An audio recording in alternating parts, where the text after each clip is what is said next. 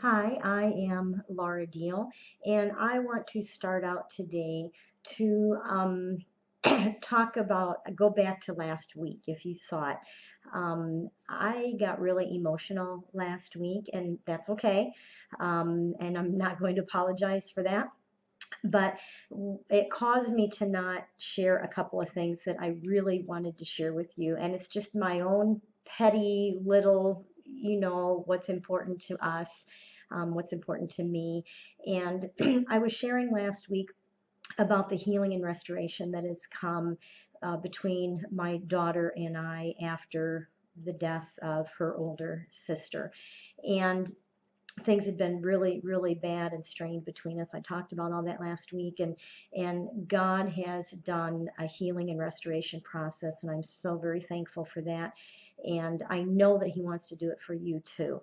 Last week, I talked about how this plaque behind me that she gave to me for my birthday, what I wanted to say that I didn't say was not only did she give that beautiful plaque to me, but she made it. She made it. And that makes it even more precious to me that she would put that kind of time and thoughtfulness into something so beautiful to give to me as a gift after all that has happened. And the other thing was, I mentioned it was her birthday. And what I wanted to say that I didn't say is, excuse me, that we actually, for her birthday, we ended up going into Chicago. My husband and I, her dad, same person, I'll clarify that, my mom, and then our niece, Becca's daughter. We live in Wisconsin, so we took the train into Chicago and spent the day at Shedd's Aquarium, and it was the Kentucky Derby, so we found a place where we could have supper and watch the Derby and then ride the train back home. It was such a good day, and I am so thankful to God for that healing and restoration. And if that's one of the domino effects for you, I just want to encourage you. I didn't know how long it was going to take, but it happened, and I hear from other people that it's happening for them too. So just keep praying and believing God that sometime that healing and restoration is going to happen. Like I said, that was just my own little thing that I wanted to get out there because that was in my heart to share. And I just got so emotional last week that I missed those two pieces that were really important to me to share. What I really wanted to talk about this week is I have been hearing from so many of you that you are just in a very difficult time. It just feels like more than I've been hearing from more of you than I normally do. And I got a text this morning from a friend that says I'm coming up on 3 years and I can't stop crying this morning. Please pray for me. I got a Facebook message from another one that she's in a beautiful place right now, um, a place I've never been that I would love to go to, one of my dream vacation places. And she was struggling. She was angry that she was there, that she was on vacation. She didn't want to be there. She hadn't left her room for 2 days and was just really struggling. And I'm hearing from a lot of you right now. You saw my emotional breakdown. I cried some last week on this, and I had another really rough day. And I just want to encourage all of us that it's okay to have these times.